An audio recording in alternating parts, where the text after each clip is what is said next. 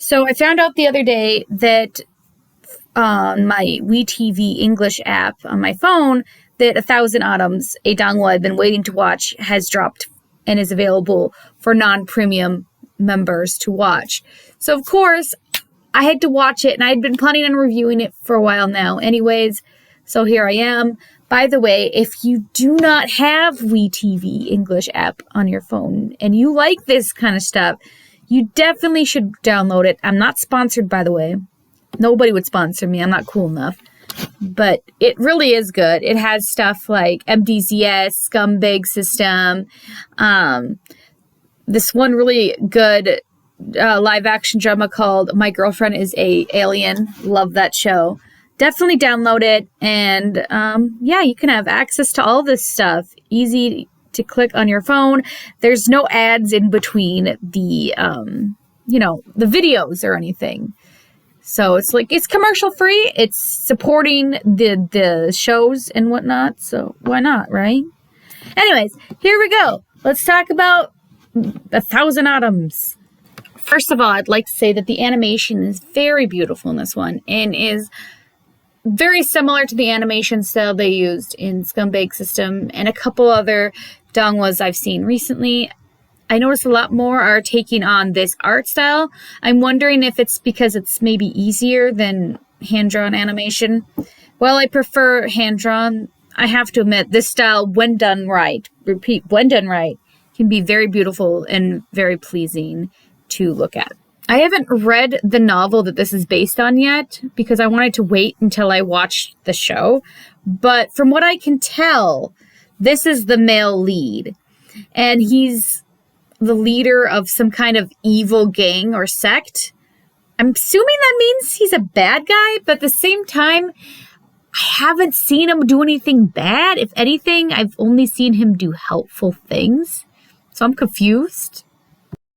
Meanwhile, our protagonist and the other half of the couple is Shen Chia, I believe is how it's pronounced. And he's the chief disciple of this one sect. And he's supposed to be like a really good martial artist and whatnot. But due to an attack, he ends up falling. And he loses his memory as well as his sight. And he ends up being very weak and loses a good chunk of his, I guess, chi, martial artist abilities or whatever. And we also got this cutie who, I don't know what it is about him, but he makes me think of like a twink version of Jiang Cheng from MDZS. Is it the color scheme? Is it the hairstyle? I don't know. I don't know what it is, but he makes me think of Jiang Cheng. Yan Wushu and his disciple that looks eerily like that MDZS character, they actually end up finding him on the bottom of a cliff, and they decide to save him. So already, they're on a step of showing only good deeds. Again, it's just very confusing, the whole thing. So they save him, and Wushu says that, maybe we'll be able to use him for, our stuff, our plans. But if he's, challenged and not himself, I guess we could just bury him alive, which was like, wow, it's a bit extreme. When Shen wakes up, he finds out he can't see anything. He's very weak, and he has no memories of his past or who he is. So when he's told by Wushu, first of all, his real name, which why would you do that? But also that he's part of, their evil gang, as they call it, the evil gang. He believes them because, what does he have to go off of? He has no memories. He just accepts it.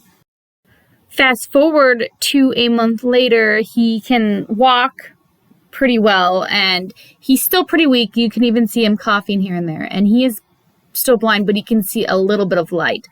One thing that I think is really cool is that they show that, I don't know if it's through cultivation or what, but he was able to make out a blue outline of this gaming table that their sect leader, Wushu, is playing at, and even is able to make a move. And there's a butterfly flying around it. I don't know what the deal of that is, but That's his version of seeing, but it's not every time because he's still blind.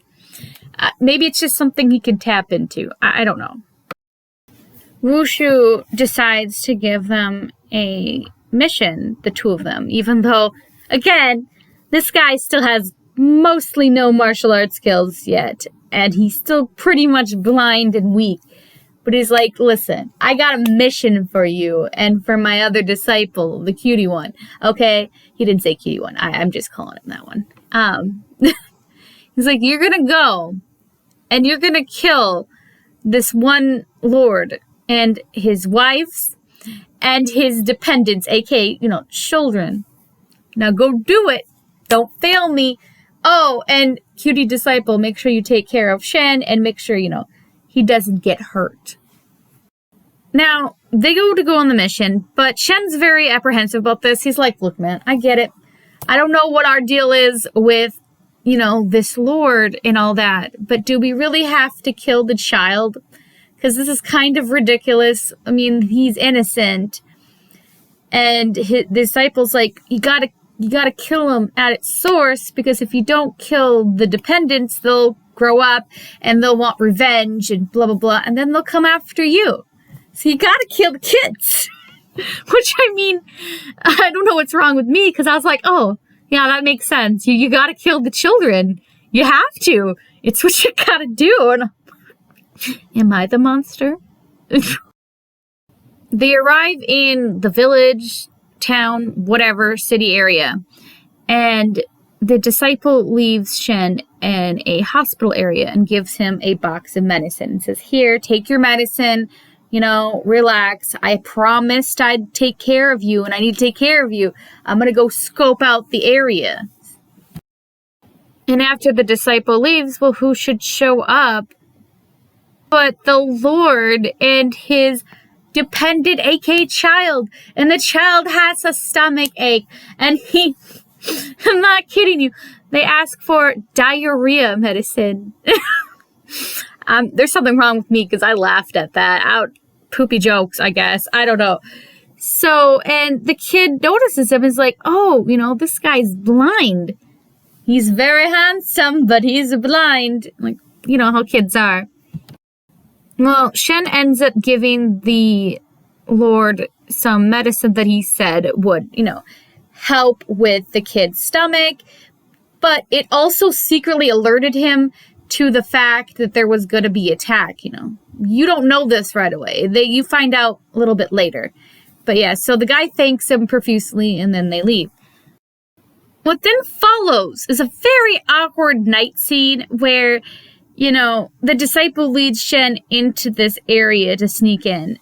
And he's just kind of fumbling behind because he's blind. And he's listening to, the disciple attack people left and right, but they're all going down way too freaking easy. After he seems to take them all down, the disciple says, wait out here. I'm going to go in and I'm going to go get them. But then he goes inside and there's nobody there. They can't find anybody.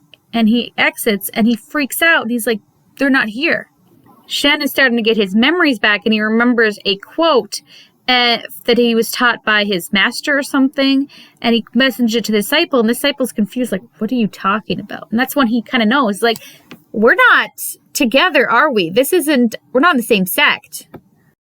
And that's when Wushu appears, because it appears he'd been there practically the whole time. He had to have been with how quickly he appeared. And he's like, nah, man, you're not. You're part of this other sect. And, you're not with us. I can't believe you got your memory back. Oh, well, but we're still going to have to kill these people. And I know that you somehow tipped them off. He then reveals where they're hiding. And Shen ends up going and managing to get right in between them, spreading his arms out. And he's like, you can't hurt them, blah, blah, blah. And Wushu's like, what are you going to do? You can't protect them forever. You're weak. And, eventually I can kill them because you can't hold out this whole time. Even after being choked and threatened, Shen is still very calm even when he's let go. And finally he's like, I don't think you were ever going to harm, these people.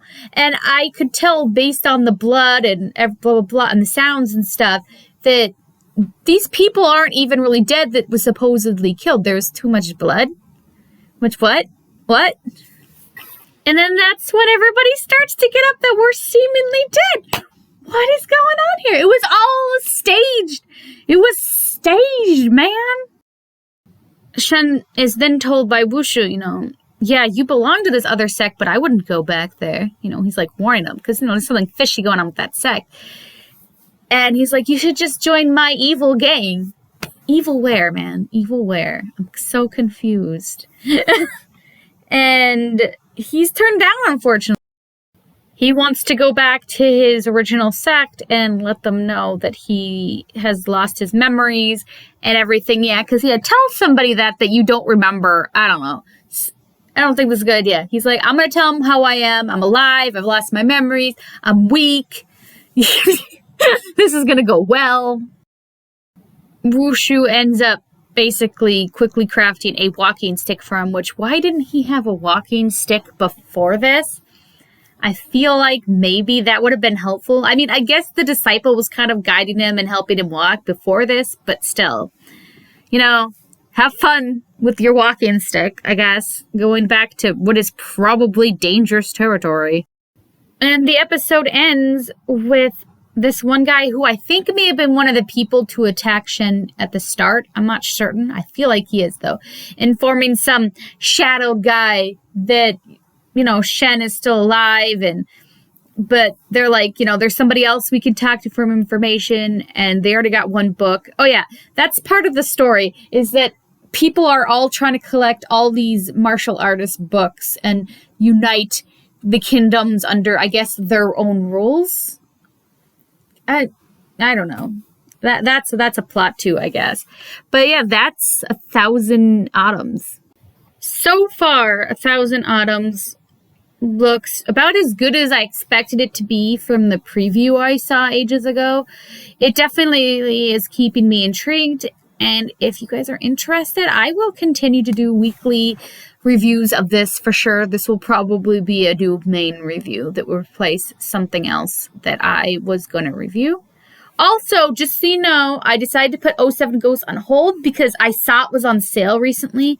So I ordered it, and I would rather watch it on Blu-ray than on Crunchyroll where I have to deal with ads. So that's why I haven't reviewed that one yet. But this looks like it could be a weekly review if you guys want to. And the Infinity Skating, whatever the heck it was called, officially got a dub. So my next video will probably be me talking about the first episode dubbed. And then I will probably start implementing that, if not every week, every other week, as a weekly episode review going from dub onward. So that's something to look forward to. And then whenever I get 07 Ghost, I'll watch that and potentially talk about that. But it's not going to be the same thing every week anymore. I'm kind of alternating shows. But don't worry, guys. We'll get back to the other stuff I've been watching as well. I just kind of wanted to, take a break from other stuff and watch other things. But I'm not dropping crap. It's just I'm going to start alternating and keeping things fresh. So, yeah.